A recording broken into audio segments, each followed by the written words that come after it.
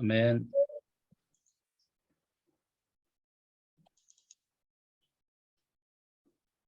오늘의 주제는 복음과 타락이 되겠습니다. 타락과 복음이라고도 할 수 있고요. 하나님께서 이 우주를 창조하실 때, 특별히 물질 우주를 창조하실 때, 우주는 전능하신 하나님께서 완벽하게 창조했겠죠. 완벽하게 창조하셨을 겁니다. 그 우주에는 하나님의 뜻에 합당하게 딱 들어맞게 창조되었기 때문에 그 지구에는, 그러니까 우주를 지구로 좁히고 지구에는 질병이라든지 지진이라든지 화산 폭발이라든지 무슨 굶주림이라든지 이런 게 전혀 없었겠죠. 전혀 없었을 겁니다. 그런데 현실은 어때요? 질병이 만연하고 지금도 여전히 이 지구는 코로나로 인해서 상당히 어려운 상황입니다. 제가 지금 중국을 가야 되는데 코로나 팬데믹이 아직도 중국은 안 풀려가지고 못 갑니다. 제 지인이 중국에 지금 항저우에 갔는데 열흘간 지금 호텔 격리를 하고 있대요. 그래서 저는 그렇게 하면 못 가니까 못 가고 있습니다. 여전히 지진도 일어나고요. 또 화산도 폭발하고요. 어느 지역에는 가뭄이 있고 어느 지역에는 홍수가 있고 지금도 인간들은 전쟁 중이죠. 그 전쟁으로 인해서 지금 세계 경제가 엉망이 되고 한국도 기름값이 여전히 2,000원대를 오르락내리락 하고 있습니다. 세금을 깎는 바람에 지금 1,900원대로 떨어지긴 했는데 전쟁이 있죠. 그리고 여전히 어느 나라에서는 굶주림의 문제가 심각하죠. 우리의 북쪽만 해도 사람들이 먹고 사는 문제가 제일 심각한 문제라고 그럽니다. 사람들은 이렇게 비난하죠. 너희 하나님이 세상을 만들었다며. 근데 너희 하나님이 좀 부족한 분 아니냐? 어떻게 하나님이 만드는 세상이 이렇게 엉망진창이야? 왜 지진이 일어나고 왜 그 바이러스가 발생하고 왜 세균이 창궐하고 왜 홍수가 일어나고 가뭄이 있고 전쟁이 있고 굶주림이 있냐? 그거는 이 세상을 만들었다라고 하는 너희의 하나님이라는 분이 부족하기 때문 아니야? 이렇게 우리를 비난하는 사람들이 있습니다. 어떻게 생각하시나요? 그런 비난에 대해서. 하나님이 완벽하게 만들었어요. 그런데 왜 이 세상은 완벽하지 않죠? 그 이유가 뭘까요?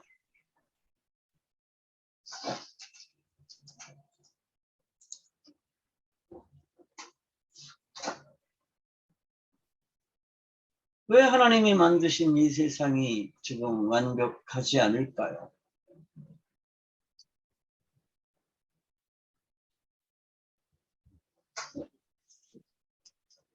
그러면 이제 믿음 좋은 분들은 죄 때문이야 이렇게 말을 하죠. 그 모든 거는 죄 때문이야. 그러면 저는 이렇게 반문합니다. 아니 그 죄가 얼마나 크길래, 당신이 저지른 죄가 얼마나 크길래 우주 질서에까지 영향을 미쳤을까? 이렇게 이제 물어볼 수 있죠. 인간이 죄를 지어서 그 죄 때문에 우주 질서에 영향을 미쳤다 그러면 사람들은 이해할 수가 없습니다. 왜냐하면 죄를 뭐라고 인식하기 때문에요? 죄를 사람과 사람 사이에서 생겨난 어떤 문제라고 인식하기 때문입니다. 그러니까 지금도 우리가 죄라고 그러면 늘 뭐를 생각하느냐 하면 사람이 어떤 사람에게 손해를 끼친 어떤 것이라고 인식을 해요. 그게 죄에 대한 일반적인 인식입니다. 그래서 제가 앞 시간에도 설명을 했지만 마귀의 전략 중에 가장 성공한 전략이 뭐냐 하면 죄를 숨긴 거죠. 죄를 숨겼습니다. 죄를 숨겨서 죄가 뭔지를 사람들이 모르게 만들었죠. 그래서 죄가 사람과 사람 사이에서 생겨난 문제라는 인식을 가지게 했습니다. 모든 사람이 지금도 가지고 있는 죄에 대한 인식은 이거예요. 사람이 누구에게 손해를 끼친 것, 어떤 사람의 성적인 자기 권리를 침해한 것, 또 어떤 사람의 재산에 손해를 끼친 것, 뭐 절도, 사기 뭐 이런 게 다 거기 포함되죠. 또 어떤 사람의 신체에 위해를 끼친 것, 혹은 그 사람의 생명에 손해를 끼친 것, 이런 걸 이제 죄라고 인식을 합니다. 그러면 그게 죄라 그러면 내가 누구에겐가 손해를 끼쳤기 때문에 우주 질서에도 변화가 생겼다. 그러면 동의가 안 되는 거죠.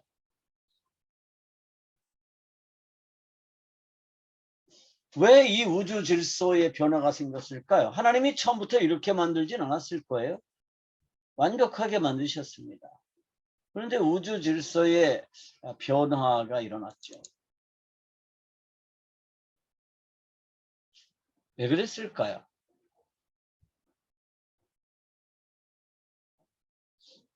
인간이 하나님을 향한 반역을 일으키고요. 그 반역이 실패했습니다. 그리고 이제 하나님께서 재판을 여시죠. 재판정을 열어서 뱀, 즉 용, 마귀라고 하는 그 옛 뱀을 불러내시고 그리고 아담과 이브를 불러내셔서 이제 재판정에 세우시죠. 그래서 여러분 하나님께서 창세기 3장에 에덴 동산에서 하나님이 아담을 찾아오셔서 한 첫 번째 질문이 굉장히 의미가 있는 거예요. 너 뭐 하고 있니? 그렇게 물은 게 아니라 뭐라고 물으셨다고요? 너 어디야? 너 어디 있어? 이렇게 물으셨잖아요. 그건 굉장히 중요한 질문입니다. 너 어디 있어? 이리 나와! 그거잖아요. 왜 나오라 그랬을까요? 재판하시려고. 그래서 재판을 하세요. 그런데 이 재판에서 하나님의 판결이 굉장히 재밌습니다. 첫째, 마귀는 뭐해요? 저주를 받습니다. 그런데 이 저주를 받았다는 게 단순히 땅을 기게 되고 흙을 먹었다라고 하는 게 아니에요. 이 저주라는 말이 아라르라고 하는 이 단어는요. 영원한 관계의 단절이라고 설명을 해드렸습니다. 그래서 마귀는 하나님 앞에 돌아갈 수가 없어요. 회개할 수가 없습니다. 저주를 받아서 하나님과의 관계가 영원히 단절됐기 때문입니다. 그게 이 아라르라고 하는 단어가 가지는 개념이에요. 그리고 이 반역을 일으킨 또 다른 동맹군이 있죠. 그게 아담과 이브예요. 그런데 하나님은 아담과 이브를 저주하지 않으세요. 대신 누구를 저주하시죠? 아담과 이브의 관리 아래 있었던 땅을 저주하세요. 여기서 이 땅이라고 하는 거는 앞에서도 설명을 했지만 단순히 흙을 가리키는 게 아니에요. 물질 우주를 가리킵니다. 그래서 물질 우주는 하나님으로부터 단절됐습니다. 그때부터 물질 우주에는 어떤 일이 벌어졌을까요? 인간이 물질 우주에 대한 통치, 관리권을 상실하고 물질 우주는 일정한 법칙에 의해서만 움직이게 되어 있습니다. 그런데 그것도 어떻게 되어 있어요? 이 지구는 특별히 더 엉망이 됐던 것 같아요. 그때부터 땅이 갈라져서 대륙들이 나눠지게 되고 또 이것들이 움직이면서 대륙판들이 부딪히고 지진이 일어나게 되고 또 그 땅이 그 약한 부분이 있어서 거기에 지구의 그 땅 속에 있는 멘틀들이 위로 다 솟구쳐 올라오기도 하고 그런 걸 우리가 화산이라고 부르고요. 대륙판들이 이동하면서 부딪히면서 생겨나는 현상을 우리가 지진이라고 부르죠. 그리고 또 이제 바이러스들이나 세균들이 막 번식하게 됐어요. 왜냐하면 이제 하나님과 상관이 없게 되었기 때문입니다. 그래서 이 만물들, 이 창조된 만물들은 다시 하나님과의 관계를 회복할 방법이 없어요. 그래서 어떻게 하시죠? 하나님이 마지막 때에 이 모든 만물들을 완전히 다 뭐해요? 해체시켜 버립니다. 그리고 어떻게 하시죠? 새롭게 창조하십니다. 우리가 그것을 뭐라고 불러요? 새 하늘과 새 땅이라고 부르죠. 그러니까 지금 기존의 이 땅을 새롭게 변화시켜서 거기에서 우리가 사는 게 아니고 이 만물들은 완전히 다 해체되어 버리고 말 겁니다. 그걸 베드로는 뭐라고 그러냐면 체질이 불에 풀어지듯이 풀어져 없어진다. 그렇게 설명을 했습니다. 그래서 이 땅은 이 만물들은 완전히 사라져 버리게 될 거예요. 회복이 되질 않습니다.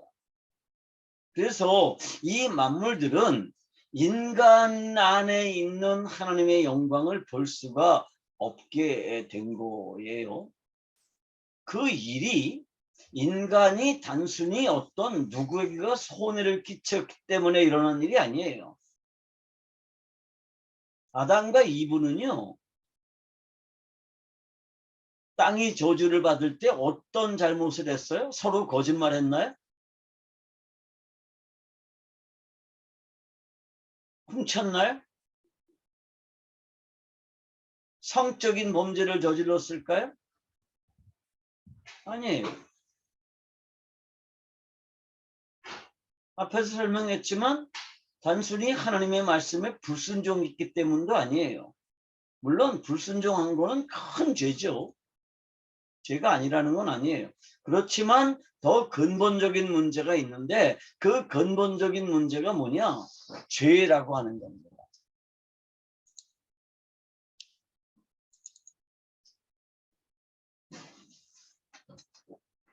이 죄라고 하는 거를 헬라어로는 하마르티아라는 단어를 쓴다는 거 뭐 다들 아시죠?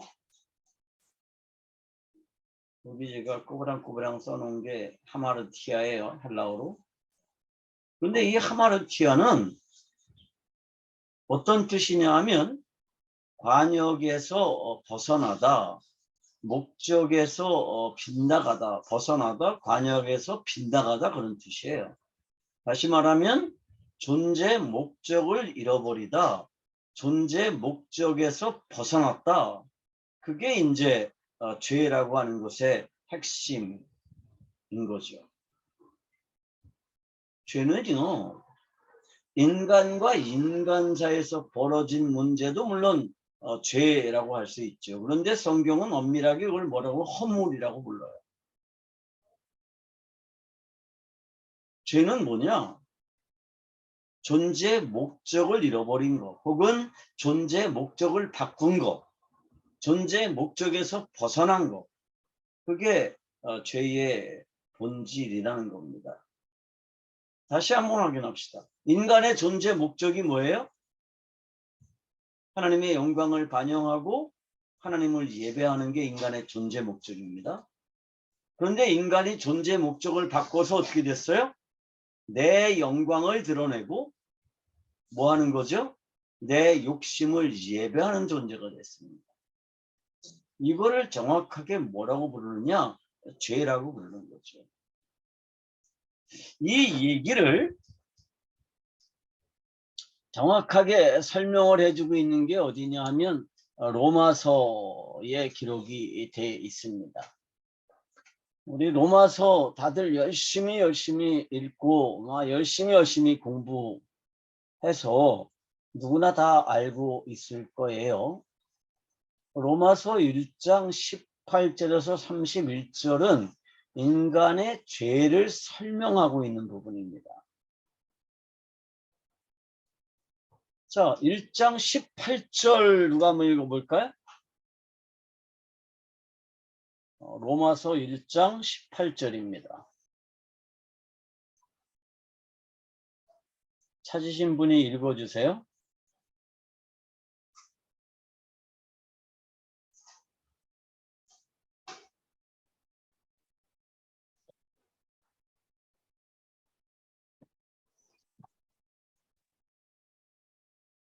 로마서 1장 18절 18절. 하나님의 진노가 불의로 진리를 막는 사람들의 모든 경건치 않음과 불의에 대하여 하나님으로 쫓아 나타나니.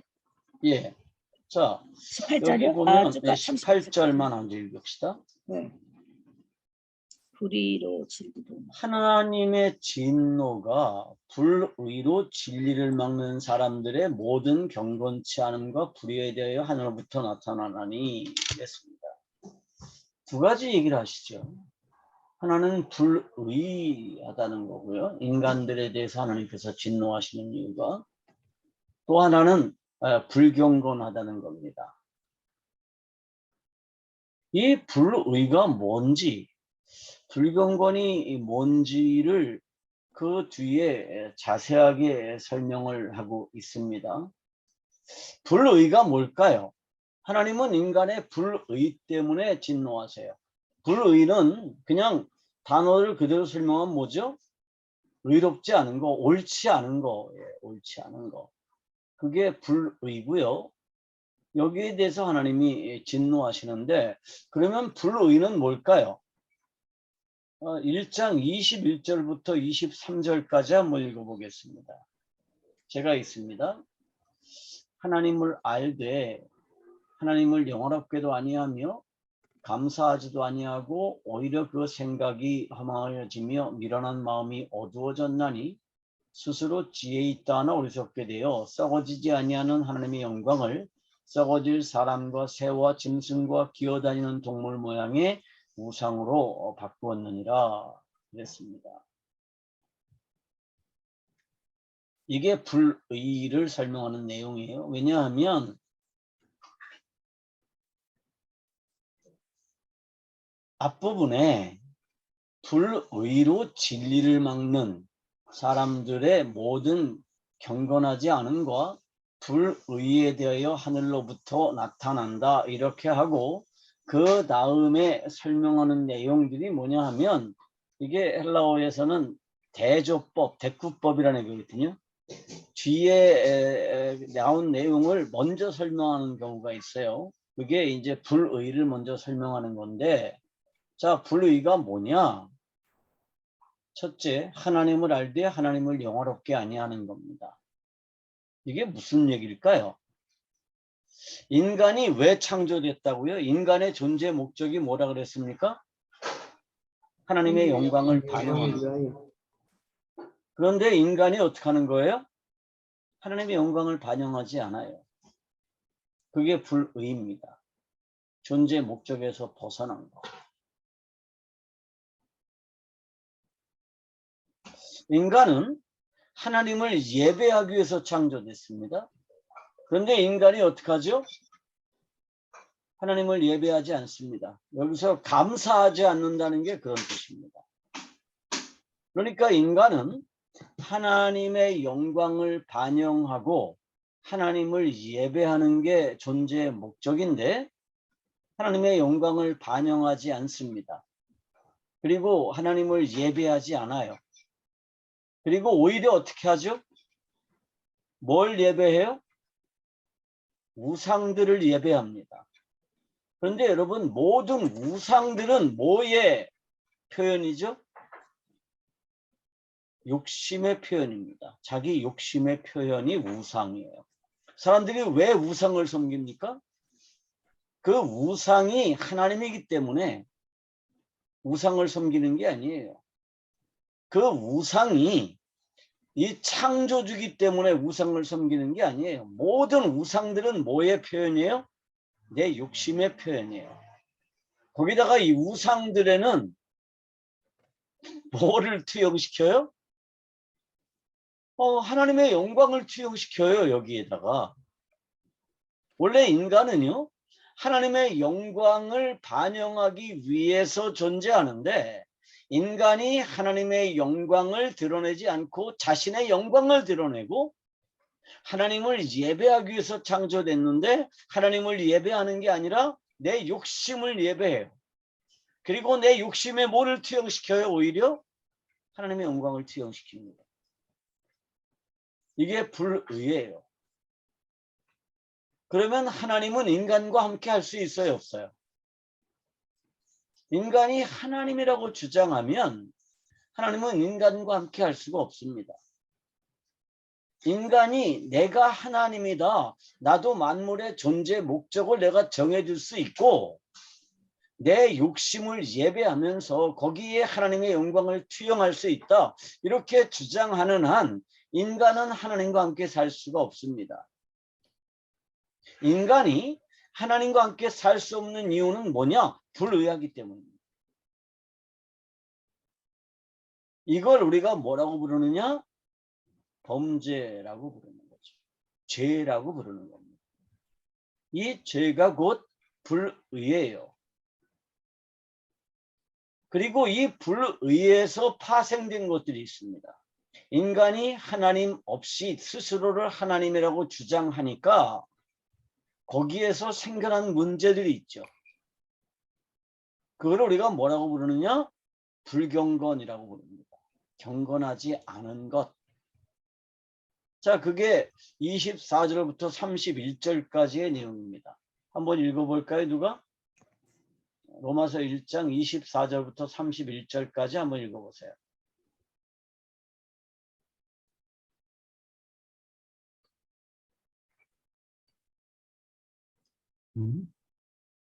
로마서 1장 24절부터 32절까지 읽어도 좋습니다.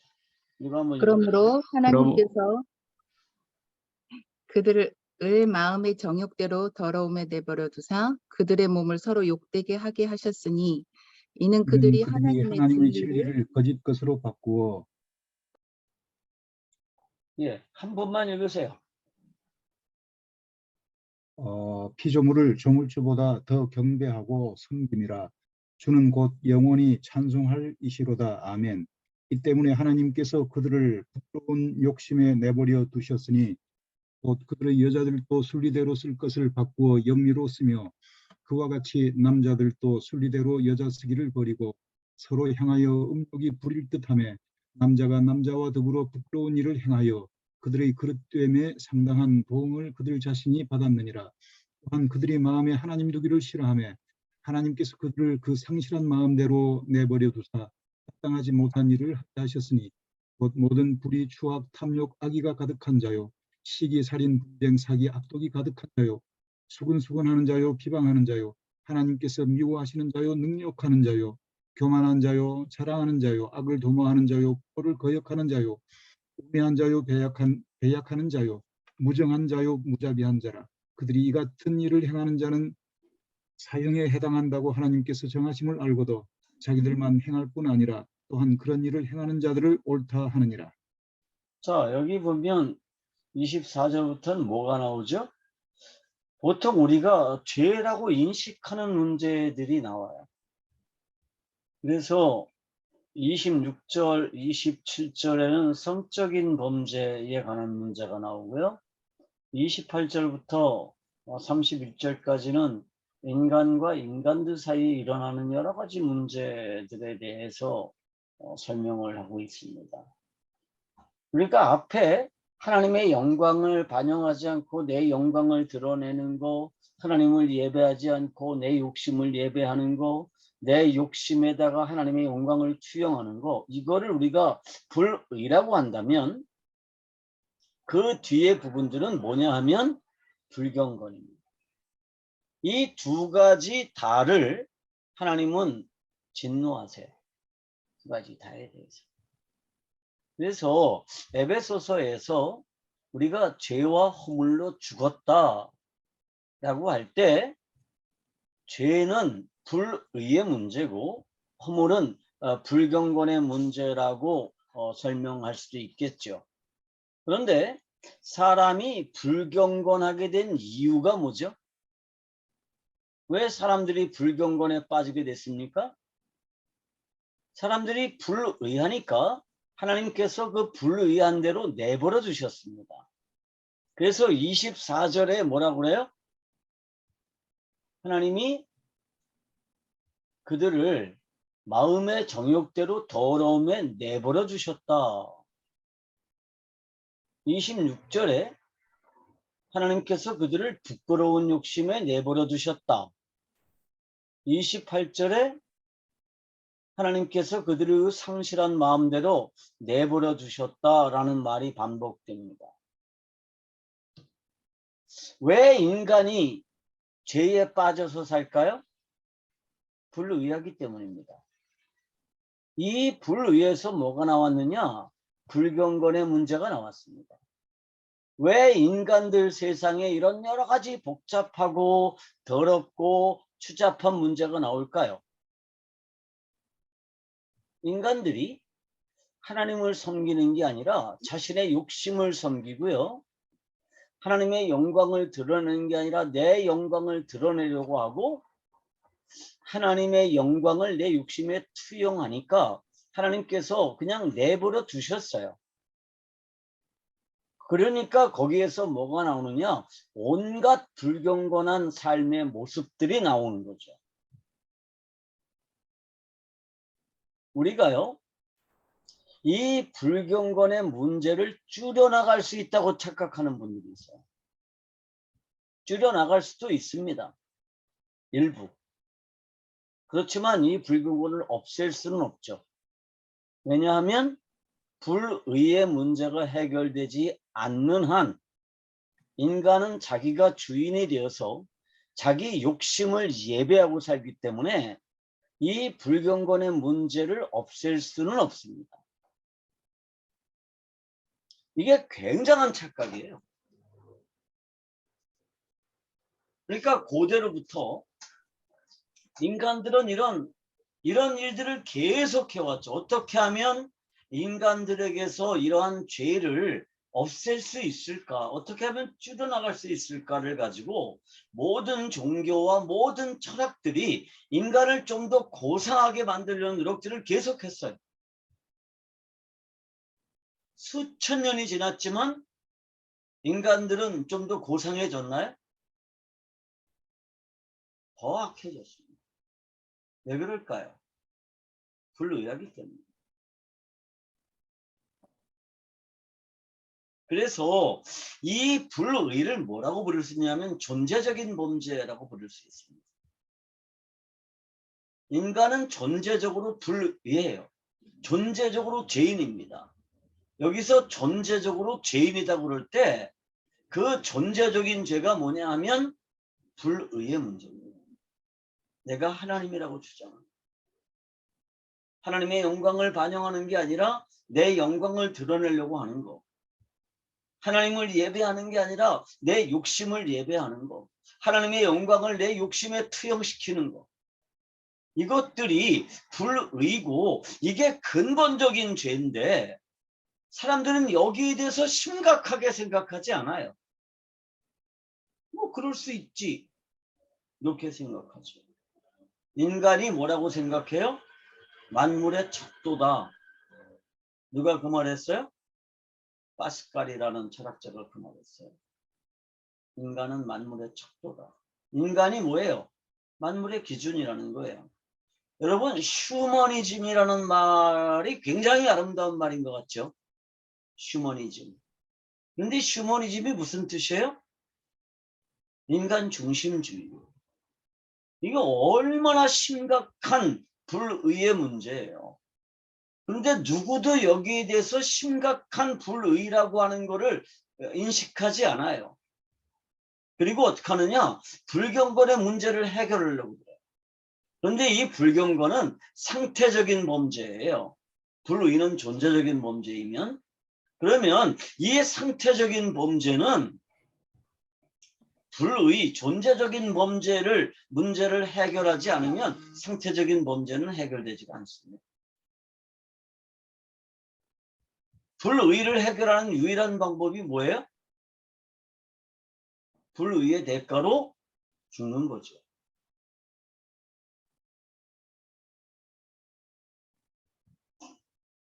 그게 이 불의의 문제를 해결하는 유일한 방법이에요.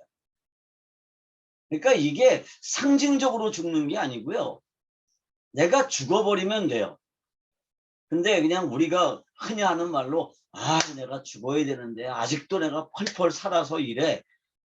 그거는 틀린 말이에요. 이 존재적인 범죄에 대한 하나님의 유일한 처방이 뭐예요? 네가 죽어야 된다는 거예요. 그런데 하나님이 나를 사랑하셔서 나를 저주하지 않으시고 뭐 하셨어요? 여인의 후손을 약속하시고 그 여인의 후손이 마지막 아담으로 이 세상에 오셔서 이 아담 종족의 죄를 대신해서 죽음으로 아담 종족의 뭐를 없앴어요? 이 반역죄, 이 존재적인 범죄를 없앴다는 겁니다. 그래서 고린도전서 15장 45절에 예수님을 뭐라고 소개하세요? 마지막 아담이라고 소개하시거든요.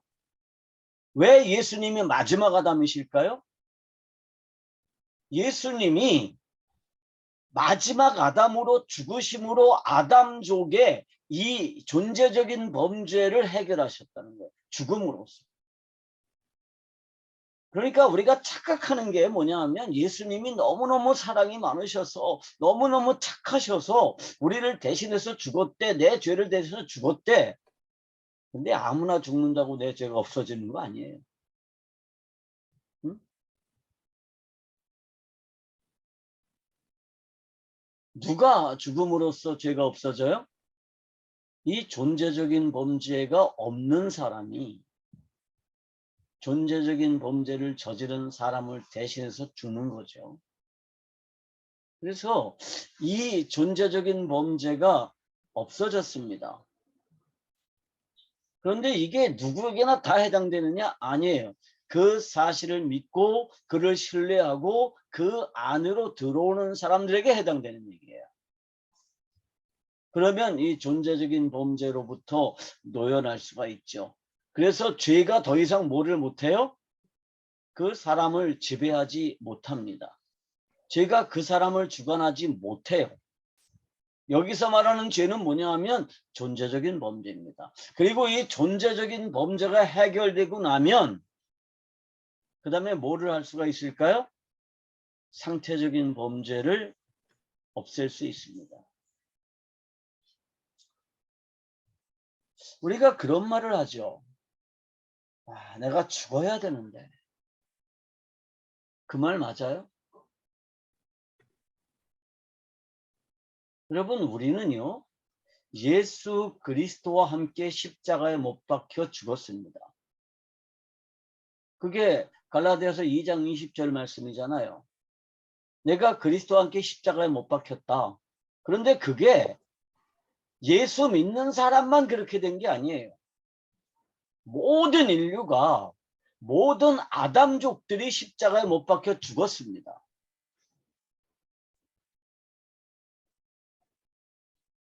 그런데 예수 안에 있는 사람들은 어떤 특징이 있죠? 죽었어요, 예수와 함께. 그런데 지금 어떻게 살아요? 이제 내가 육체 가운데 사는 것은 나를 사랑하사 자기 몸을 버리신 하나님의 아들을 믿는 믿음 안에서 사는 것이다 라는 거예요. 내 옛사람은 예수와 함께 죽었고요. 그리고 예수 그리스도께서 새롭게 창조하신 그 새로운 생명이 내 안에서 예수님과 함께 사는 거죠. 아담 족속은 이제 멸족했습니다. 멸종되었어요. 그리고 누가 사는 거죠? 이제 그리스도족이 사는 거예요. 아담족에 속해 있으면 살아있지만 실제로 살아있는 게 아니에요. 여러분, 우리는요, 서서히 죽어가는 게 아니에요. 이미 죽은 게 어떻게 되는 거예요? 서서히 확인되는 거예요. 내가 그리스도와 함께 죽었어요. 그러니까 내가 그리스도와 함께 죽을 것이다. 내가 그리스도와 함께 점차 죽는다. 그런 게 아니고 그리스도와 함께 죽었어요. 그리고 그 죽은 게 어떻게 되는 거예요? 점차 확인돼 가는 과정인 거죠. 그런데 그리스도인들은 어떤 게 있죠? 옛 아담이 아니라 새로운 그리스도라고 하는 그 생명, 그리스도께서 창조하신 그 생명을 가지고 그 새로운 생명으로 사는 거예요. 그 새로운 생명은 영원한 생명이고요. 그 새로운 생명은 불의와 상관이 없어요. 불의하지 않아요. 그래서 이 새로운 생명은 뭐와도 상관이 없을까요? 불경건과도 상관이 없어요. 그 문제는 제가 복음과 영적인 성숙에서 좀 더 다시 자세하게 설명을 할 수 있을 겁니다. 왜 사람들이 지옥으로 갈까요? 사람들이 지옥으로 가는 이유가 뭐예요? 불의하기 때문입니다. 그런데 불의하기 때문이다. 이렇게 우리가 이해를 하면서도 사람들이 지옥으로 가는 이유는 예수를 안 믿은 벌로 지옥 간다 이렇게 생각을 해요. 그 말 맞나요? 예수 천당 불신 지옥 이런 말이 가장 빠른 전도의 방식이다. 그렇게 다들 인식하고 있죠. 근데 여기서 불신 지옥이라고 그러면 믿지 않았기 때문에 그 벌로 지옥 가는 것처럼 착각을 하는데 그렇지 않죠. 왜 사람들이 지옥으로 가요? 하나님이 지옥으로 보내시나요? 물론 성경에 그렇게 설명할 수 있는 비유들이 많아요. 뭐 양과 염소의 비유, 그물에서 물고기 골라내는 비유, 그거는 구별한다는 뜻이지. 염소는 지옥으로 보낸다고 예수님이 말씀하신 적이 전혀 없어요. 근데 사람들이 왜 지옥으로 가느냐 하면 내가 하나님이라고 주장하는 게 불의잖아요. 그죠? 내가 모든 만물의 존재 목적을 정해줄 수 있다라고 착각하는 게 불의예요. 하나님을 예배하지 않고 내 욕심을 예배하는 게 죄예요. 다시 말하면 내가 하나님이라고 주장하는 거예요. 그러면 나는 그 하나님과 같이 살 수가 있어요, 없어요? 같이 살 수가 없습니다. 그러면 우주 공간에 하나님이 안 계시는 곳은 딱 한 곳이라고 그랬죠. 거기가 지옥입니다. 그래서 인간들은 자기가 하나님이라고 주장하고 있는 한 하나님이 없는 곳에서 사는 거예요. 거기가 지옥입니다.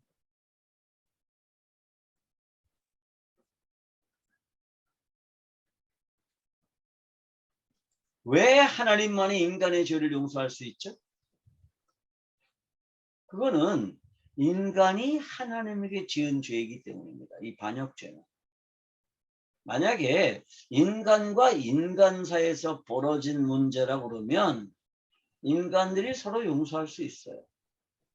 이게 불경건의 문제라고 그러면 용서할 수 있습니다. 그런데 용서한다고 이 죄가 없어지지는 않아요. 왜냐하면 이 불경건은 어디서 나왔기 때문에? 불의에서 나왔기 때문입니다. 우리가 성경을 좀 대강대강 읽어요. 그러다 보니까 불경건과 불의를 잘 구별하지 않고요. 이 불의의 문제를 가지고 하나님께 나가서 용서를 받는 게 아니라, 하나님이 우리를 용서하는 게 아니라, 불경건의 문제들을 끊임없이 하나님 앞에 가지고 나가서 용서하면 하나님이 용서해 주실 거다. 이렇게 생각을 해요. 그리고 예수 안 믿는 사람들은 뭐 그런 것까지 하나님이 용서하고 간섭해. 그렇게 생각할 수도 있는 거죠. 그런데 이 불의의 문제는 인간이 스스로가 하나님이 되겠다라고 선언한 이 반역이기 때문에 이 반역을 용서할 수 있는 분, 인간의 이 죄를 용서할 수 있는 분은 하나님밖에 없다.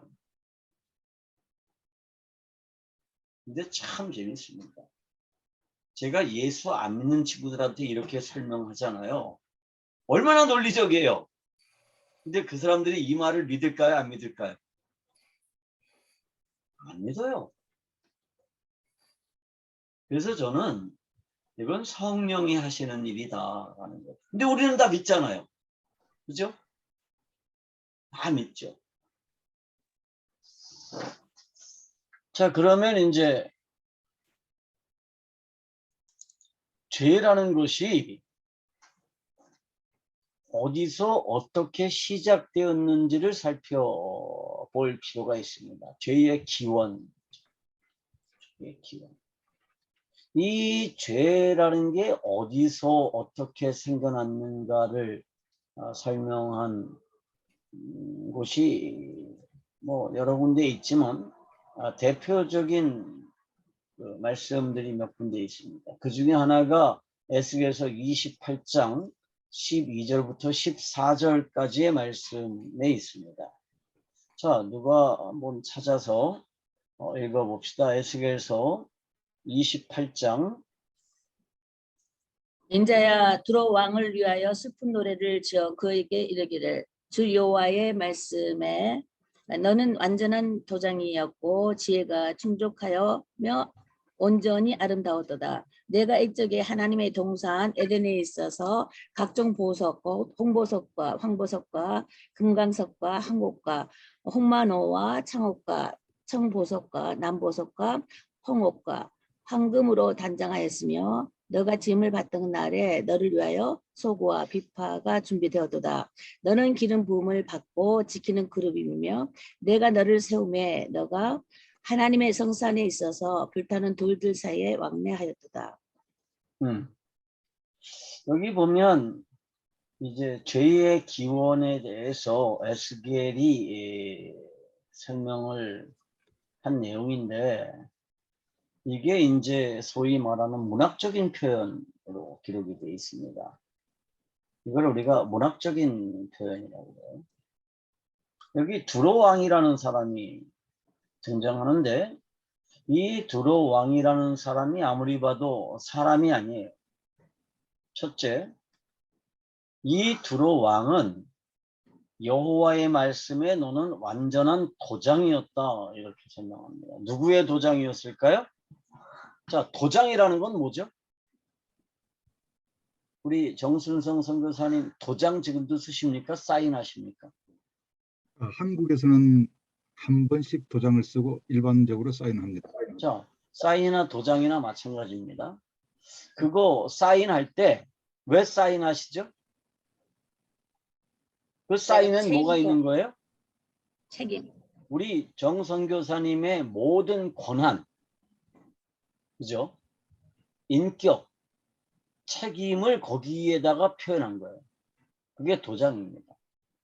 그러니까 도장은 어떤 한 존재를 대리하는 거예요.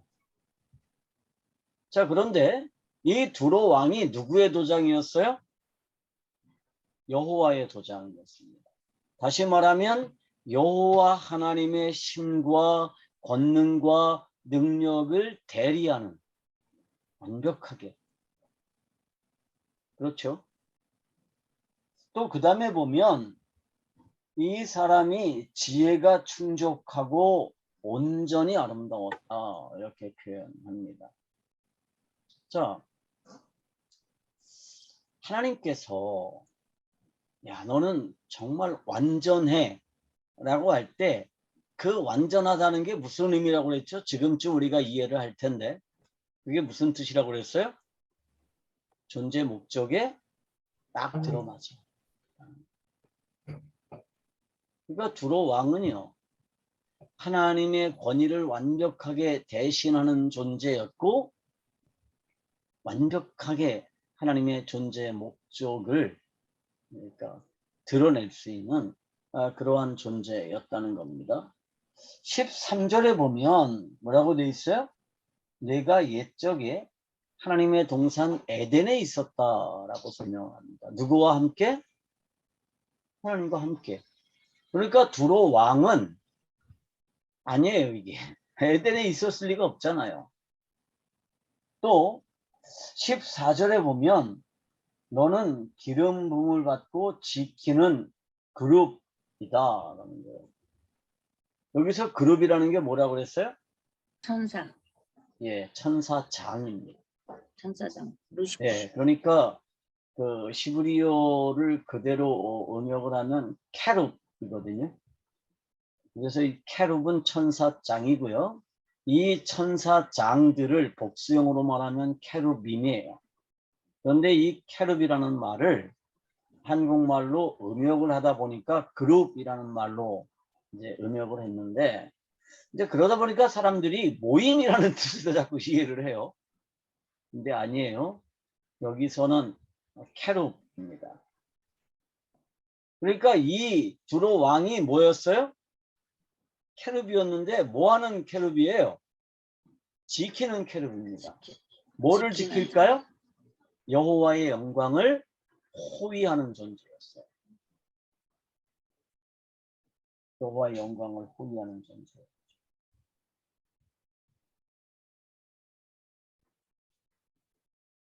그러니까 이 두로 왕은 누구예요? 그러니까 그냥 두로 왕이 아니라 천사장 중에 하나였을 겁니다. 그리고 그 두로 왕이 지금은 어떻게 되어 있어요? 16절에 내 무역이 많으므로 내 가운데 강포가 가득하여 내가 범죄하였도다. 너 지키는 그룹아. 그러므로 내가 너를 더럽게 여겨 하나님의 산에서 쫓아냈고 불타는 돌들 사이에서 멸하였도다. 이렇게 하고 있습니다. 그래서 두로 왕의 현재 처지가 뭐예요? 하늘에서 쫓겨났습니다. 쫓아내. 여기서 말하는 하늘은 뭘까요? 대기권? 대기권 밖의 우주? 아니에요. 영적인 우주를 말하는 겁니다. 영적인 우주에서 이 두로 왕이라는 이 캐룹이 쫓겨났습니다. 어디로 쫓겨났을까요? 어디로 쫓겨났는지를 설명하는 게 이사야서에 기록되어 있습니다. 이사야서 14장 12절부터 14절입니다. 이사야서 14장 12절부터 14절.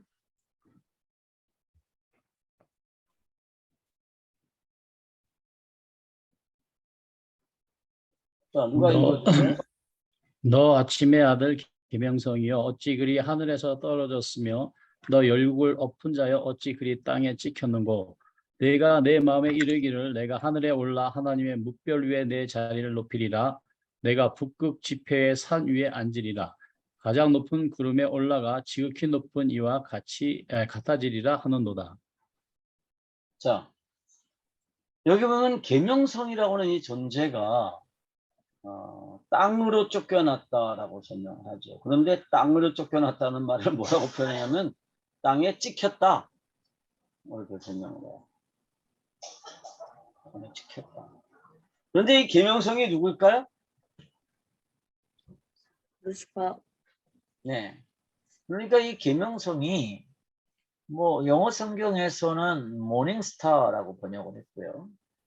우리말로는 계명성이라고 번역을 했습니다. 그런데 제가 얼마 전에 미얀마 성경을 전 미얀마어 전혀 몰라요. 근데 하여튼 미얀마어 성경 번역본을 살펴봤어요. 그랬더니 거기는 이걸 루시퍼라고 번역을 했더라고요. 그래서 이 미얀마어 성경이 가장 번역이 좋다. 그렇게 제가 농담을 한 적도 있습니다. 이 계명성이라는 존재가 아마 루시퍼일 거예요. 근데 이 계명성이 영적인 우주에서 물질적인 우주로 쫓겨난 이유가 있습니다. 이게 뭐 때문이에요? 14장 14절에 뭐라고 되어 있어요? 13절부터 읽어볼까요? 내가 내 마음에 이르기를 내가 하늘에 올라 하나님의 뭇별 위에 내 자리를 높이리라. 내가 북극 지폐의 산 위에 앉으리라. 이렇게 결심을 하죠. 여기서 그 하나님의 뭇별이라는 건 뭐죠? 이 스타들을 말하는 게 아니에요. 그러니까 성경에는 문학적인 표현들이 굉장히 많다고 그랬죠. 이 별들은 천사들일 거예요. 그러니까 모든 천사들보다 자기가 가장 높아지겠다라고 결심을 했습니다. 그리고 충분히 그럴 가능성이 있죠. 왜냐하면 이 계명성이라는 존재가 얼마나 대단하기 때문에 지음을 받던 날에 뭐까지 예비되어 있었어요? 약간의 예배까지도 음악까지도 준비가 되어 있을 정도로 대단한 존재였습니다. 그런데 14절이 문제죠. 내가 천사들 중에 가장 높아지겠다. 북극 지폐의 산 위에 앉겠다라고 하고 지나쳤어요. 그래서 14절에 뭐라고 그래요? 가장 높은 구름 위에 올라가 지극히 높은 자와 같아지리라. 여기서 가장 높은 구름 위에 지극히 높은 자가 누구일까요? 누구예요? 내가 그 존재와 같아지겠다. 누구죠? 하나님이죠. 내가 하나님과 같아지겠다. 라고 결심을 했어요. 내가 하나님과 같아지겠다라고 하면 뭐 하는 거예요, 지금? 반역을 일으키고 반란을 일으키는 겁니다. 그 루시퍼를 에스겔은 뭐라고 설명하느냐면 두로 왕이라고 설명을 하는데 은근슬쩍 두로 왕을 위해서 애가 형태로 이걸 설명하는 거예요. 그러니까 성경은요, 노골적이고 직접적인 방식으로 설명하지 않아요. 여긴 어떤 형태로 설명해요? 시적인 형태로, 문학적인 형태로, 예언적인 형태로 설명을 합니다. 그래서 성경을 읽을 때 우리가 정말 잘 읽어야 되는 이유가 여기 있는 거죠. 그래서 본래 이 존재는 천사장이었을 겁니다. 천사장이었을 거예요. 그럼 이 천사장이 왜 타락했을까요? 타락의 원인이 뭐죠? 그게 이제 골로새서 3장 5절에 설명하죠. 뭐라고 돼 있어요?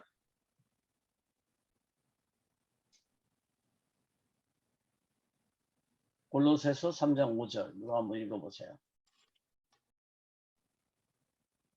그러므로 땅에 있는 지체를 죽이라. 곧 음란과 부정과 사욕과 악한 정욕과 탐심이니 탐심은 우상 숭배니라. 그렇죠. 그러니까 탐심은 뭐예요? 우상 숭배인데요. 탐심이 뭐죠? 자기 게 아닌 거를 욕심내는 게 탐심이에요. 자, 마귀가 할 수 없는 게 있어요.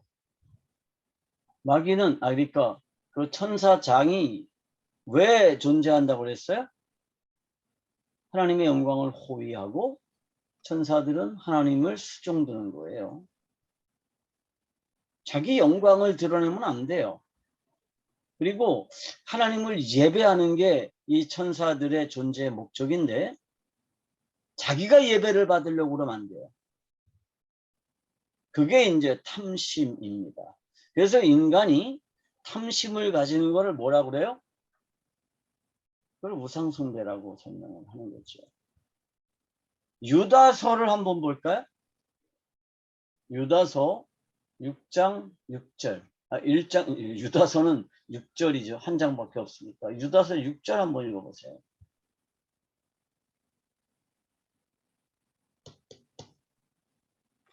또 자기 지위를 지키지 아니하고 자기 처소를 떠난 천사들을 큰 날의 심판까지 영원한 결박으로 흑암에 가두셨으며 자, 여기 보면 자기 지위를 지키지 않고 자기 처소를 떠난 천사들이라고 설명을 하고 있습니다. 그러니까 이게 루시퍼 혼자 그렇게 한 건 아닌 거예요. 복수형으로 쓰여 있습니다. 천사들입니다. 그러니까 이게 참 굉장한 사건이었던 것 같아요. 우주에서. 그래서 요한계시록을 살펴보면 이렇게 되어 있습니다. 요한계시록 12장 7절부터 9절을 한번 볼까요? 요한계시록 12장 7절부터 9절입니다.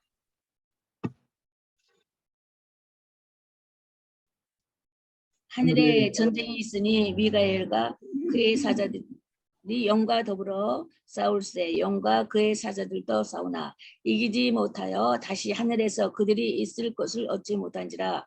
큰 영이 내쫓기니 에뱀 곧 마귀라고도 하고 사단이라고도 하며 온 천하를 깨는 자라. 그가 땅으로 내쫓기니 그의 사자들도 그와 함께 내쫓기니라. 자, 여기 보면 하늘에서 전쟁이 있었습니다. 영적인 우주에서 일어난 전쟁이죠. 전쟁이 왜 일어났죠?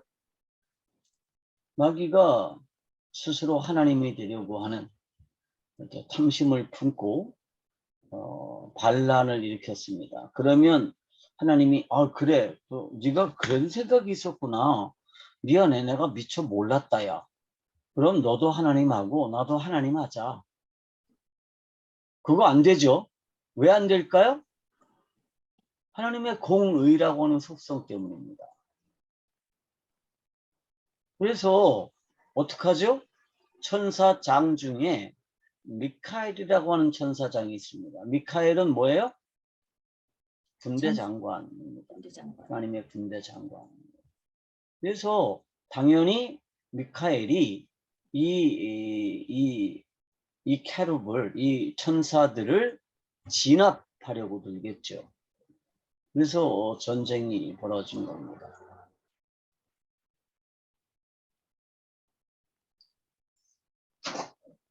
아까 제가 이제 그 타락한 캐룹의 이름을 루시퍼라고 이렇게 설명을 해드렸는데, 천사장들은 몇 명이 있죠? 명이라고 하긴 좀 그렇고 3위가 있습니다. 셋이 있죠. 누구? 가브리엘, 미카엘, 루시엘. 그러니까 이 뒤에, 이름 뒤에 뭐가 붙어요? 엘이 붙습니다. 엘은요, 신적인 이름이에요. 그러니까 하나님의 이름을 뭐라고 그래요? 엘로힘이라고 그러잖아요. 엘이에요. 그 엘이 장원복수형이 되면 엘로힘이 되는 거예요.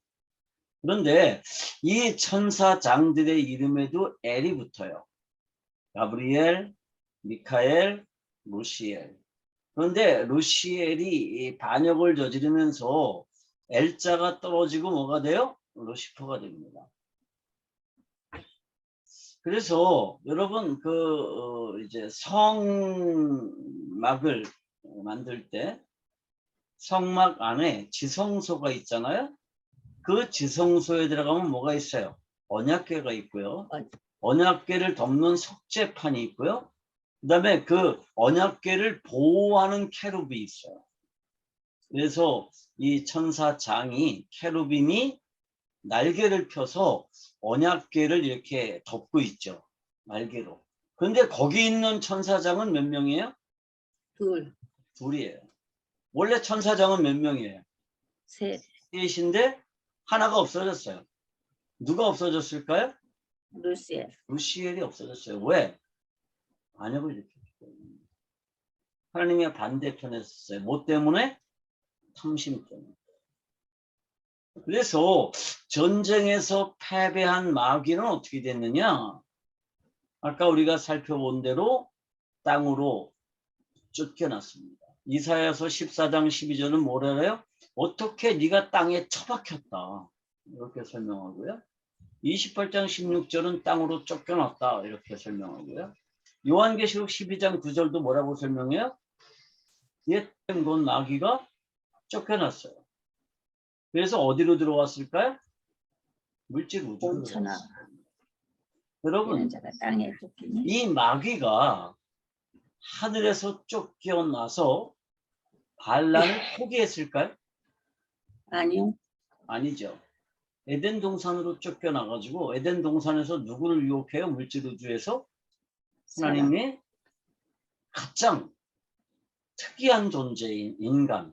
그러니까 영적인 우주와 물질적인 우주를 다 알고 물질 우주를 관리할 책임을 가지고 있는 인간을 유혹해서 인간과 동맹을 맺고, 이거는 제 표현입니다. 반란을 계속하려고 했어요. 그리고 인간은 어디에 동참했어요? 그 마귀의 반란에 동참한 겁니다. 네가 하나님처럼 될 거야. 우리가 하나님 할 수 있어. 그러죠. 그래서 제가 복음에 대해서 설명하면서 뭐라 그랬어요? 네가 충분히 하나님 할 수 있는데 왜 네가 하나님이 못 되느냐 하면 뭐 때문에? 저 선악과 때문이야. 그러니까 저 선악과를 네가 먹어버려. 그 선악과는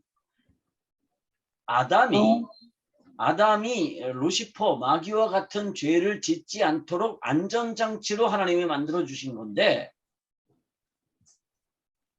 마귀의 유혹에 넘어가서 아담이 그 안전장치를 파괴하고 그 안전장치를 자신이 먹어버린 겁니다. 그게 이제 이 반란 사건의 핵심적인 내용입니다. 그런데 아까 제가 얘기했지만 이 반란 사건을 일으킨 존재는 마귀 하나뿐만이 아니라 복수라고 그랬죠. 아마 상당히 많은 천사들이 여기에 동조했을 겁니다. 몇 명이나 여기에 참여했을까요? 얼마나? 요한계시록 12장 4절에 그 내용이 기록되어 있습니다.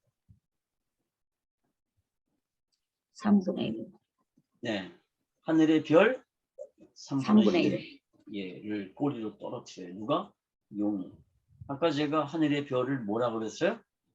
그냥 이런 스타들이 아니라 뭐예요? 천사들이에요.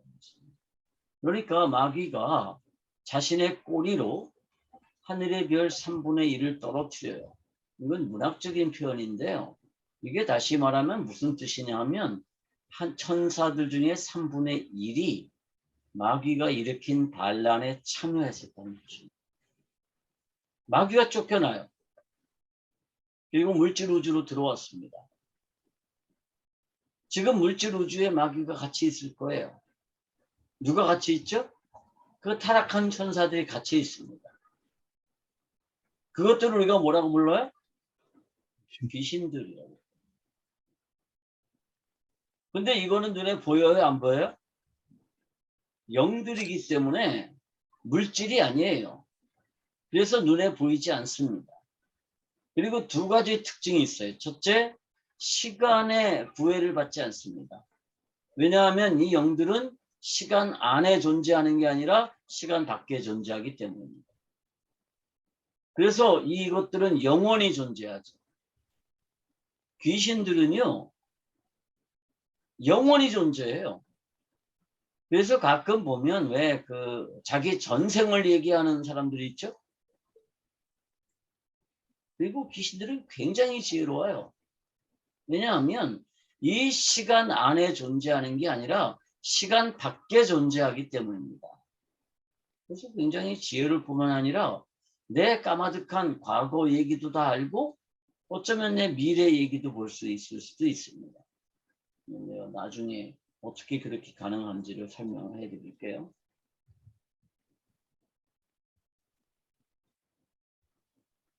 엄청난 숫자의 이 영적인 존재들이 지금 이 물질 우주에 들어와서 우리와 함께 살고 있습니다.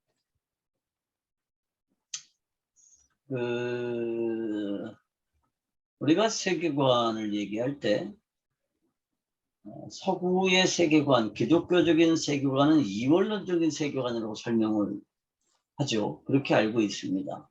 그래서 이 세상과 저 세상은 완벽하게 나뉘어져 있고 이것들은 서로 간섭할 수 없다라는 이원론적인 세계관을 가지고 있습니다. 그래서 인간들의 세상과 천사들의 세상은 전혀 달라요.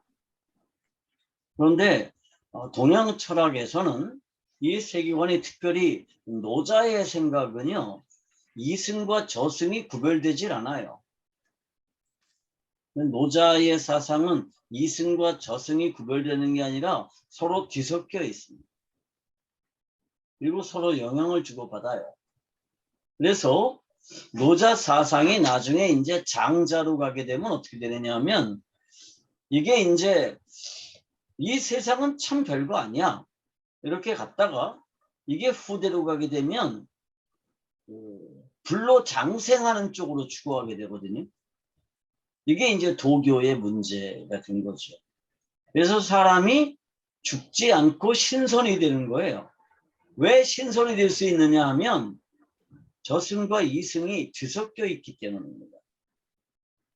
그래서 도교에서는 주로 뭐를 했느냐 하면 죽지 않는 불로 장생의 명약을 만드는 일에 사람들이 굉장히 천작했습니다.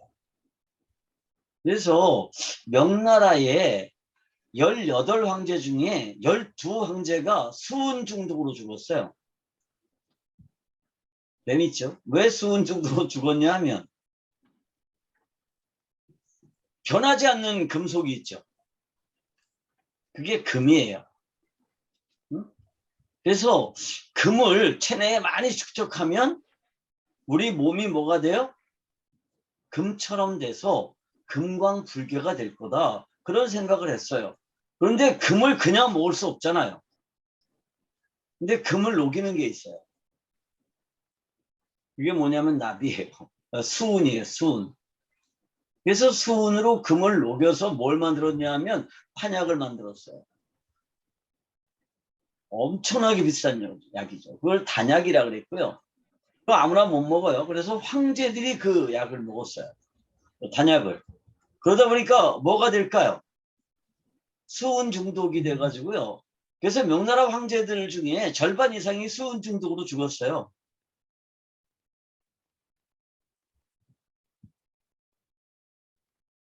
그래서 노장 사상이 나중에 도교로 가면서 불로 장생을 추구하고 그랬죠. 그래서 진시황, 진나라의 시황제 영정이 죽지 않기 위해서 뭘 구했어요?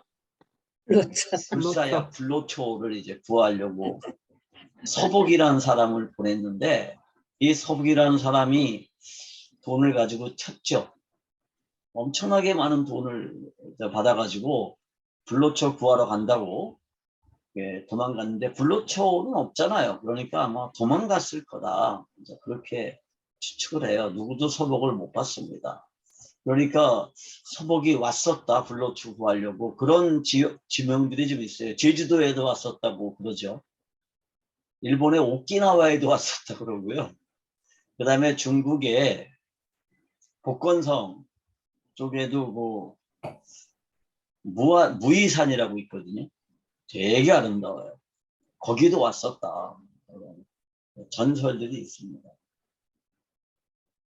그런데 성경적인 세계관을 보면요. 이게 이원론도 아니고 이론론도 아니고요. 이 둘이 다 뒤섞여 있어요.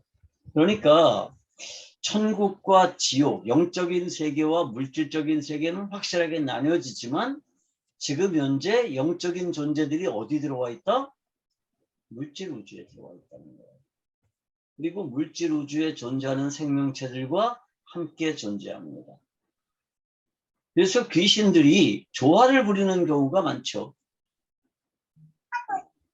귀신들은요, 제한된 능력을 가지고 있습니다. 그렇지만 인간들보다는 훨씬 뛰어난 능력이 있죠. 그리고 인간들보다는 훨씬 뛰어난 지혜를 가지고 있는 거죠. 뭐 비교가 안 됩니다, 인간들. 그런데 인간들이 이 귀신들과 싸워서 이기는 방법이 있어요. 그게 뭐죠? 예수 이름.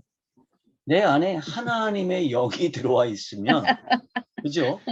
그리고 하나님의 영이 들어와서 뭘 하시는 거예요? 새로운 생명을 내게 창조해 주셨으면 내가 그리스도족이 돼요. 그러면 뭐를 하는 거죠? 뱀의 머리를 밟을 수 있습니다.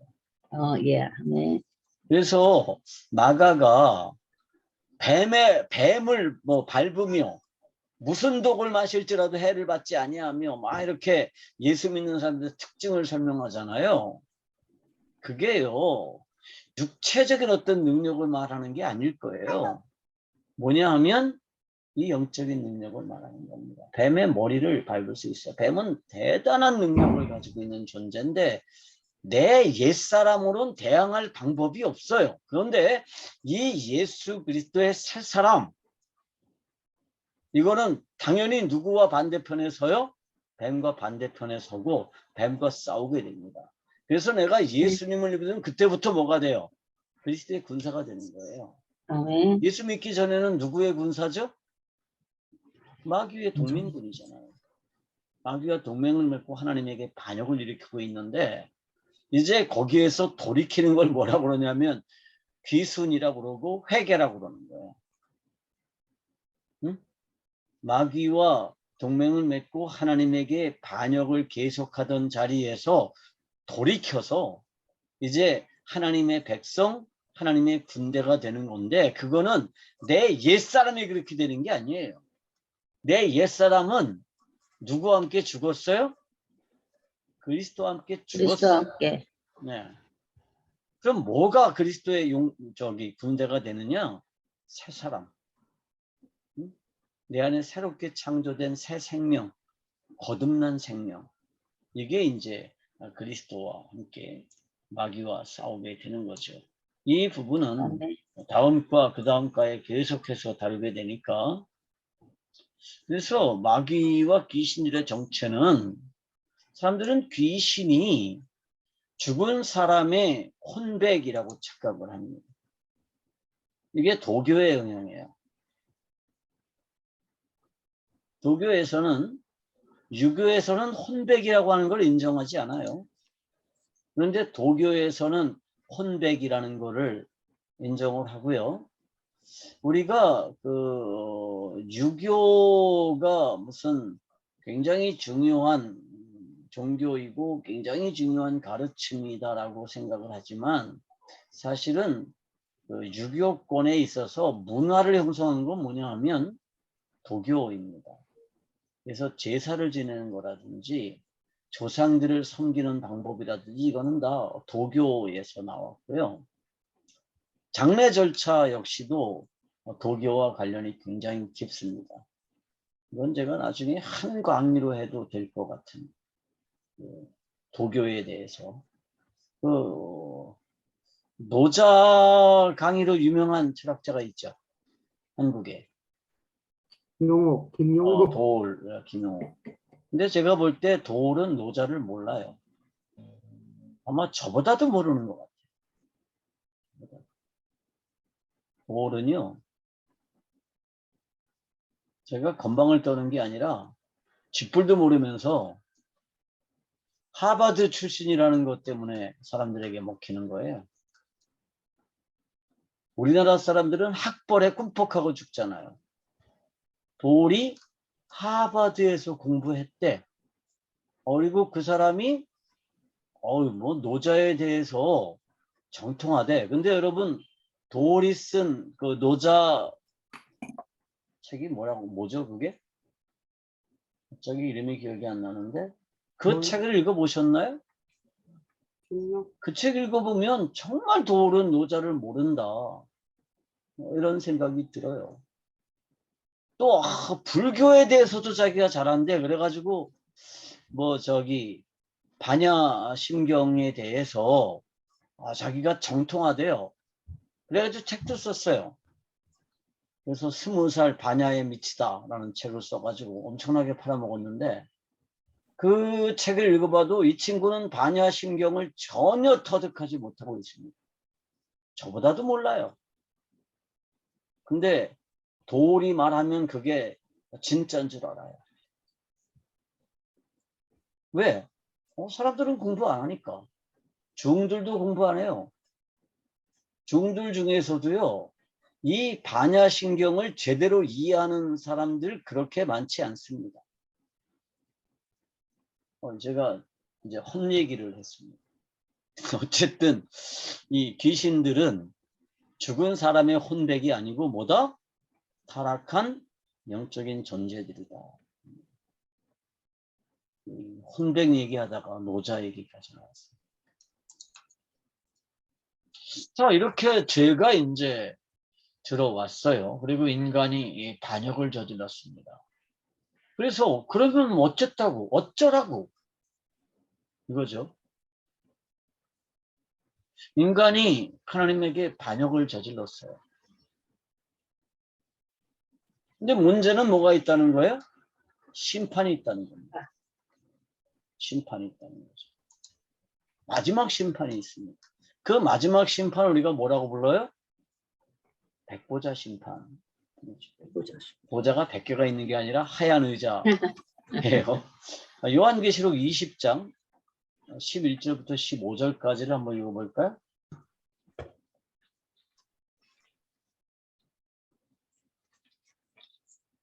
요한계시록 20장 11절부터 15절까지. 또 내가 또 흰 보좌와 그 위에 앉으신 이를 보니 땅과 하늘이 그 앞에서 피하여 간데없더라. 또 내가 보니 죽은 자들이 큰 자나 작은 자나 그 보좌 앞에 서 있는데 책들이 펴 있고 또 다른 책이 펴졌으니 곧 생명책이라. 죽은 자들이 자기 행위를 따라 책들에 기록된 대로 심판을 받으니 바다가 그 가운데에서 죽은 자들을 내주고 또 사망과 음부도 그 가운데에서 죽은 자들을 내주매 각 사람이 자기의 행위대로 심판을 받고 사망과 음부도 불못에 던져지니 이것은 둘째 사망 곧 불못이라. 누구든지 생명책에 기록되지 못한 자는 불못에 던져지더라. 아멘. 굉장히 중요한 내용이 되어 있습니다. 첫째, 우리가 여기서 알 수 있는 건 뭐냐 하면 마지막 심판 때 영혼만 가지고 불못에 들어가는 게 아니라는 거예요. 응? 모든 육체가 다 부활합니다. 그래서 부활한 몸을 가지고 심판에 참여하고 불못에 던져져요. 그러니까 이 마지막 날에 부활하는 거는요, 예수 믿는 우리들만 부활하는 게 아니라 누구도 부활해요? 예수 안 믿는 모든 육체가 다 부활합니다.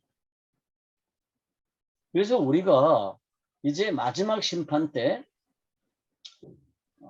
새하늘과 새 땅이 창조됐을 때 우리가 거기서 사는데 내 영혼만 가지고 거기서 사는 게 아니에요. 뭘 같이 가지고 살아요? 육체를 같이 가지고 산다는 거예요. 예수 안 믿고 죽으면 어떻게 되죠? 영원한 불못에 들어가는데 영혼만 불못에 들어가는 게 아니에요. 영혼만 고통을 당하는 게 아니라 육체가 함께 고통을 당한다는 거예요. 그래서 모든 바다, 모든 사망들이 뭐를 내줘요? 사람들을 내줘요. 그래서 다 부활합니다. 심판을 받는데 두 종류의 책들이 등장해요. 두 종류의 책들이. 하나는 책들이라고 복수로 표현되어 있는 책이 있고요. 또 하나는 뭐죠? 책으로 표현되는 단수 한 권짜리 책이 있습니다.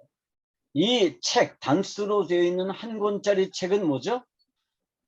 이걸 생명책이라고 성경은 기록을 해요. 그 책이 펴졌으니 생명책이다. 그리고 책들은 뭐죠? 모든 사람들이 책들에 기록된 자기 행위를 따라 심판을 받아요. 그래서 이 책들을 뭐라고 부를까요? 심판의 책이라고 부를 수 있겠죠. 자, 그런데 이 책들에 기록된 자기 행위, 그게 뭘까요? 세상을 살면서 살았던 모든 불경건한 삶의 모습들일까요? 그래서 나쁜 놈도 있고 덜 나쁜 놈도 있잖아요.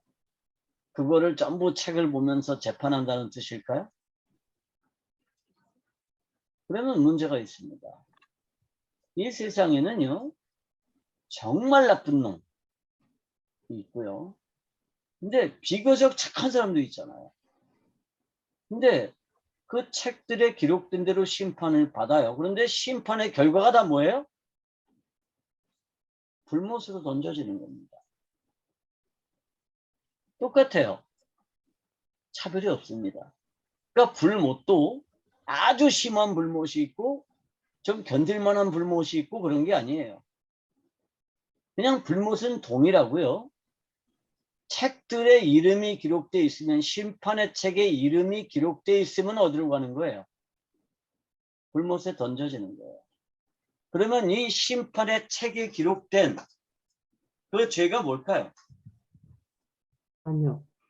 그게 아니요. 만약이에요. 그러니까 심판의 책이라는 건 뭐냐면 반란군 명부라고 설명해도 될 겁니다. 그 반란군 명부에 이름이 있으면 어떻게 되는 거예요? 영원한 불못에 던져지는 거예요. 그런데 사람들이 대체로 이 사실을 알아요. 그러면서 어떻게 하죠? 이거를 부인해요. 그리고 어떻게 하죠? 아니요. 안 갈 수도 있다. 그리고 지옥도 단계가 있을 수 있다. 뭐 이런 얘기들을 하죠. 왜냐하면 이게 너무 두렵기 때문이거든요. 근데 마지막 심판 때 모든 사람들이 심판의 책에 이름이 적혀 있으면 어디로 가요? 불못에 던져지고요. 생명의 책에 이름이 적혀 있으면 불못에 던져지지 않아요. 그래서 누구든지 생명책에 이름이 기록되지 아니한 자는 뭐예요? 심판의 책에 이름이 있고 지옥 불못에 던져지는 거죠. 그럼 생명의 책에 이름이 기록된 사람들은 누구죠? 예수를 믿으면 이름이 생명의 책으로 옮겨집니다. 원래 이름이 어디에 기록되어 있었을까요? 심판의 책에 이름이 있었는데 예수를 믿는 그 순간에 심판의 책에서 내 이름은 딜레이트 되고 그리고 이제 생명의 책으로 다시 이름이 옮겨지는 거죠. 그 얘기를 예수님이 요한복음 5장 24절에서 말씀하셨잖아요. 뭐라고 말씀하셨죠? 내가 진실로 진실로 너에게 이르노니 누구든지 내 말을 듣고 또 나 보내신 이를 믿는 자는 어떻게 해요? 영생을 얻었고 심판에 이르지 아니하나니 사망에서 생명으로 옮겼느니라. 여기서 옮겼느니라가 과거형이에요. 그러니까 미완료 과거도 아니고 과거 완료형이에요. 예수를 믿는 그 순간에 내 이름은 어디로 갔어요? 사망의 책에서 생명의 책으로 옮겨갔어요. 그러면 우리는 어디에 참여하지 않아요? 불못에 참여하지 않는다는 겁니다. 이름이 생명책에 있으니까. 사람은요, 세 단계를 거칩니다. 인생의 세 단계. 여기 그 배경으로 나와 있는 이 사진이 제 딸하고 제 손녀딸이에요. 그러니까 제 손녀딸이 고모랑 이렇게 놀고 있는 걸 제가 사진으로 찍었습니다. 제가 사진 찍는 게 취미예요. 아, 잘 찍으신다. 예. 그래서 이제 그런데 인생은 세 단계를 거칩니다. 세 단계를 거치는데 첫 번째 단계가 뭐죠? 우리 박경수 뱃속, 뱃속. 엄마 뱃속에. 그게 첫 번째 단계예요. 엄마 뱃속에 몇 개월 있어요? 10개월. 280일. 이거는 바뀌지 않아요. 물론 며칠 차이가 있을 수는 있어요. 며칠. 근데 대체로 10개월이에요. 이 과정은요, 누구나 다 겪어요. 하나님의 아들이신 예수님이 세상에 오실 때도 어떻게 하셨어요? 너무 바빠가지고 뭐 임신하고 3개월 만에 태어나셨다. 그런 거 아니에요. 10개월을 채우시는 거예요. 왜? 이게 첫 번째 단계예요. 그리고 두 번째 단계로 오죠. 두 번째 단계가 어디예요? 유아기. 인생입니다. 뱃속에서 나올 때. 예, 인생. 엄마 뱃속에서 나와서 다음 세상으로 갈 때까지 우리가 인생이라고 합니다. 이 기간이 참 중요하죠. 근데 인생은 기간이 얼마나 걸려요? 몰라요. 평균 뱃속에서는 10개월이지만 인생은 얼마냐 하면 사람 연수가 70이고 건강하면 80이요. 모세가 시편 90편에 그렇게 노래했어요. 그러니까 사람은 70살 살면 천수를 누린 거예요. 그리고 좀 건강하면 80살 살아요. 그 이상 사는 건 민폐야. 저는 그렇게 생각해요. 근데 그러고 생각해 보니까 제가 이제 졸업할 날이 얼마 안 남았어요. 70살에 졸업해야 된다고. 근데 요즘은 70살에 졸업하지 않고 목사들은 70살에 은퇴하죠. 근데요, 엄마 뱃속에서 10개월은 70년을 생각해 보면 어떻게 해요? 정말 짧잖아요. 근데 우리가 엄마 뱃속에 살 때 내가 10개월 있으면 이제 다음 세상으로 갈 거야. 이거 알았을까요? 몰랐을까요? 모르죠. 모르죠. 다음 세상이 있다는 거 알까요? 모를까요? 몰라요. 몰라요. 엄마 얼굴 볼 수 있을까요? 모를까요? 엄마라는 존재가 있다는 거 알까요? 모를까요? 아니에요. 그 뱃속에 있는 태아는 그런 거 전혀 몰라요. 그런데 뱃속에 있을 동안에 10개월 동안에 해야 되는 가장 중요한 일이 있습니다. 그 일이 뭐죠? 태교. 다음 세상으로 갈 준비를 합니다. 음, 음. 그거를 정말 잘 준비해야 뭐죠? 다음 세상에서 건강하게 살 수 있습니다. 그게 이제 우리가 엄마 뱃속에 있을 때 해야 되는 일이에요. 근데 우리가요, 아무리 기억력이 좋아도 내가 엄마 뱃속에서 어떻게 살았는지 기억 못해요. 엄마 뱃속이 얼마나 넓었는지, 우리 엄마 뱃속에는 얼마나 깨끗했는지, 얼마나 아름다웠는지, 얼마나 좁았는지, 얼마나 불편했는지 이거 아무도 기억 못해요. 저는 사실은 내가 첫 걸음을 떼던 기억을 가지고 있거든요. 첫 번째로 걷던 기억을 가지고 있어요. 근데 저도 엄마 뱃속에 이런 기억을 못해요. 다시 말하면 그게 아무런 문제가 안 된다는 거예요. 이 세상에 사는데 엄마 뱃속에서 내가 얼마나 쾌적하게 살았는지 아무런 문제가 안 된다는 거죠. 근데 엄마 뱃속에 있을 때 나하고 지금의 나는 같아요? 달라요?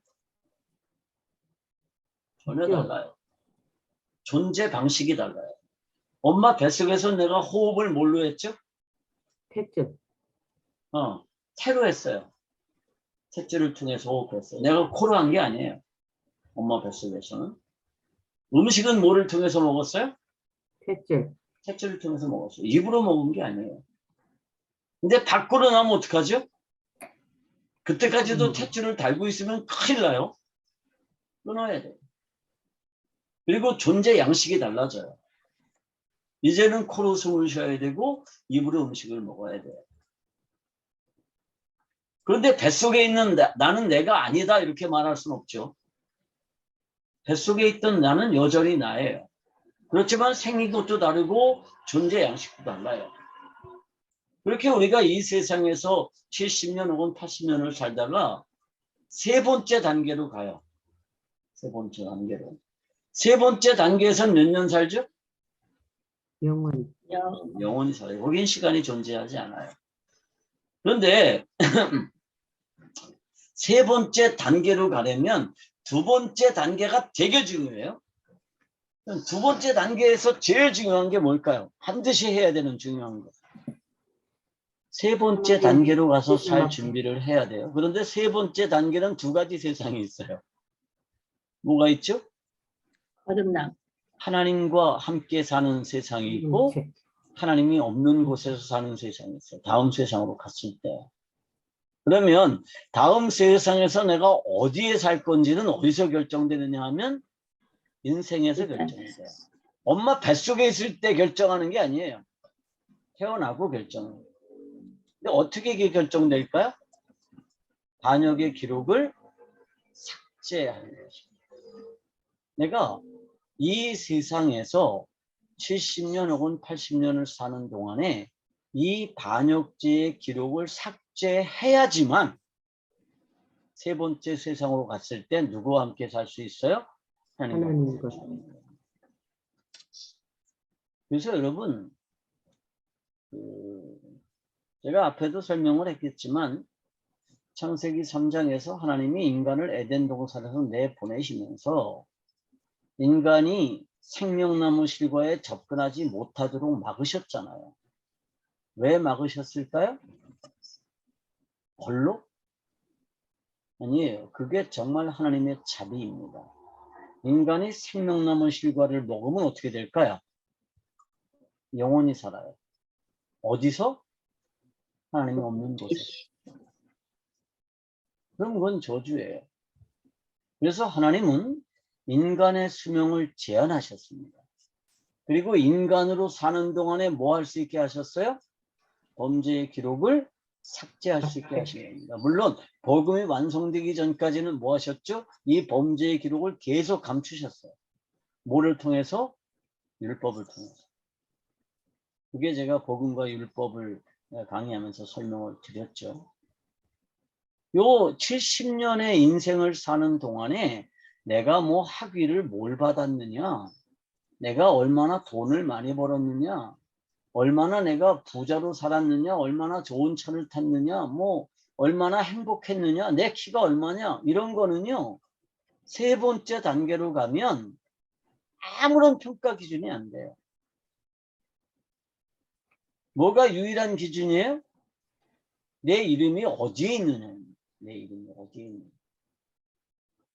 내 이름이 심판의 책에 그대로 있느냐, 아니면 심판의 책에서 내 이름이 지워지고 생명의 책으로 옮겨졌느냐.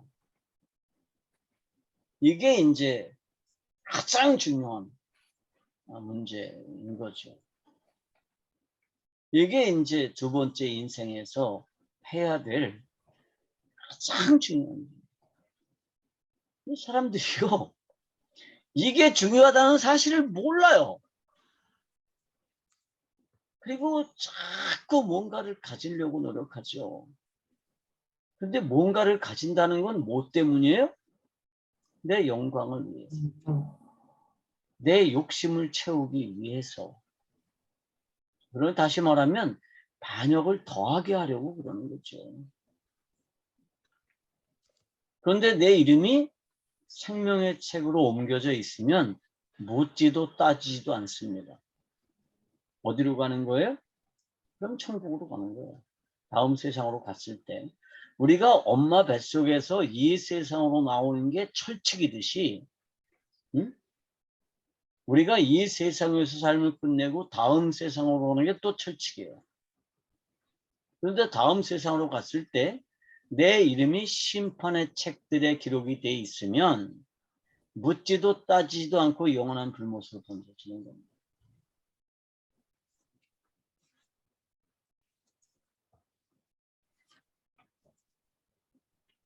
하나님께서 우리들에게 이 귀한 복음을 맡겨주셨습니다.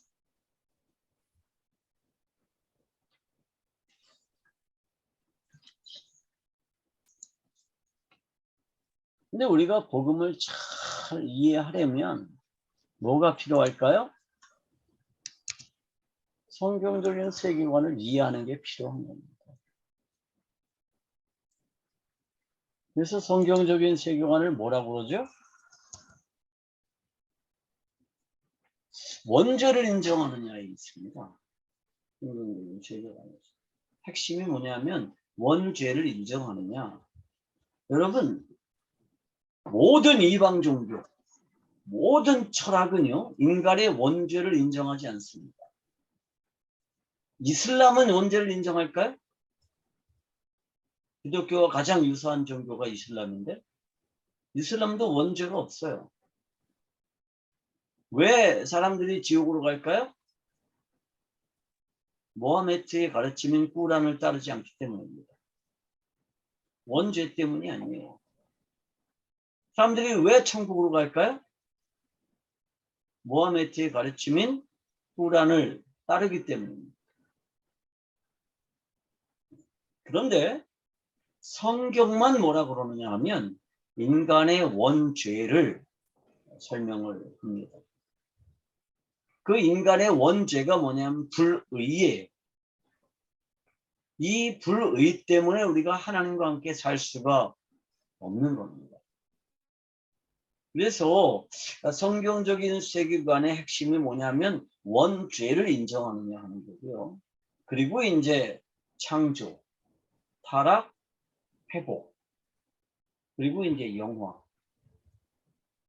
이 네 기둥에 의해서 이 성경적인 세계관이 세워가는 거죠.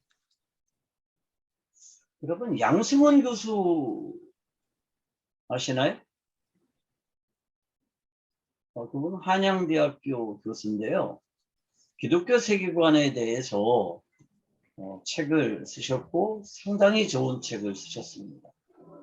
기독교 세계관 책을 쓰셨는데 사실은 그분도 제가 볼 때는 이 성경적인 세계관에 대해서 올바른 이해에 도달하지는 못했습니다.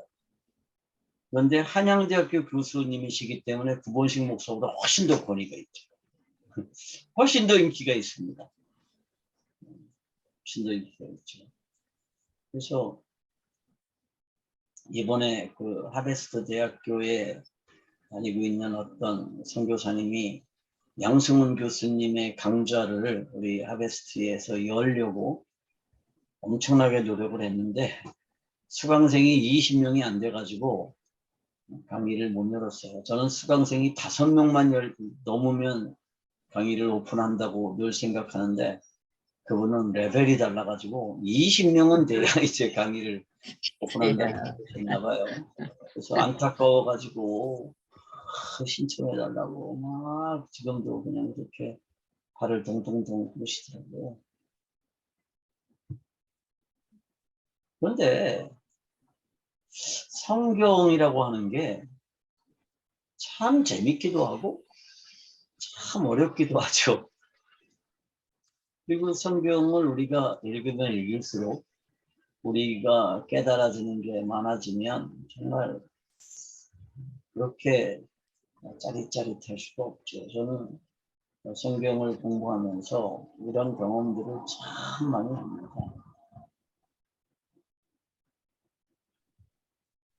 이 강의를 연 이유는 하나예요. 하나님께서 저에게 이 성경적인 세계관을 맡겨주셨습니다. 그리고 사람들에게 전하라고 그러셨어요. 그리고 사람들에게 많이 전하면 또 이 강의를 들은 사람들이 다른 사람들에게 전할 수 있을 거잖아요. 그래서 저는 이 강의를 아주 열심히 전하고 있습니다. 그러니까 여러분 이 강의를 좀 처음부터 끝까지 잘 들으시고 잘 준비하셔서 여러분이 있는 곳에서 이런 강의를 좀 할 수 있으면 좋겠어요. 될 수 있는 한 많은 사람들이 강의를 할 수 있으면 좋겠어요. 그리고 이제 이게 기초 과정이고요. 그리고 끝나고 나면 다음 과정으로 이제 심화 과정이 있거든요. 필수 과정. 그것까지를 하시면 강의하기가 조금 더 용이해질 것 같습니다. 오늘 강의는 여기에서 마치도록 하겠습니다. 제가 기도하고 강의를 마치겠습니다. 기도합니다. 하나님 아버지 감사합니다. 오늘 이렇게 하나님의 말씀을 우리가 함께 나누었는데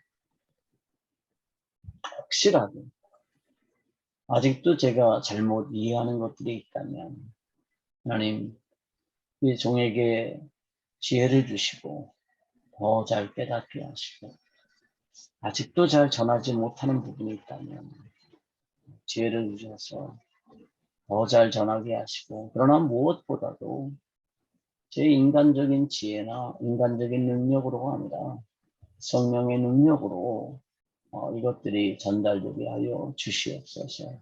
하나님, 원컨대 좀 더 많은 사람들이 이 강의를 듣게 하시고 이 강의를 다른 사람들에게도 전할 수 있도록 하나님 은혜 베풀어 주시기를 원합니다.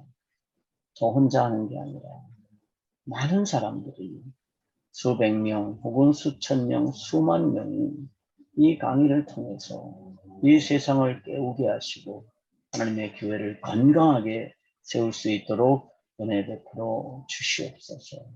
우리 아멘. 주님 예수 그리스도의 이름으로 기도하옵나이다. 아멘. 감사합니다. 질문 있으면 질문 받도록 하겠습니다. 질문요. 예, 아까 그 성경적 세계관의 핵심 원죄 그거 하실 때 4개 기둥이라고 하셨습니다. 예, 성소와 타락과 회복과 그다음에 영화. 영화. 예. 예. 우리가 완벽해지는 것. 네네네. 예. 영화. 요걸 아까 잘못 들어가지고. 그래서 4기둥이 영생. 내기둥 한 번 더 좀 말씀해 주시면 좋겠습니다. 뭐를요? 내기둥 한 번 더 말씀해 주시면 좋겠습니다. 창조, 타락, 구원, 성화 혹은 영화. 회복. 구원이 회복. 네. 그러니까 6과와 7과가 이제 구원에 관한 문제와 성화에 관한 문제를 다룹니다. 그러니까 이 성화 문제는 정말 많은 사람들이 오해하고 있어요. 제가 이거 정말 많은 분들 설교도 들어보고 책도 읽어보고 뭐 대화도 나눠봤는데 이 문제는 정말 많이 오해하고 있습니다. 어거스틴도 이 문제에 대해서 오해를 했습니다. 어거스틴도.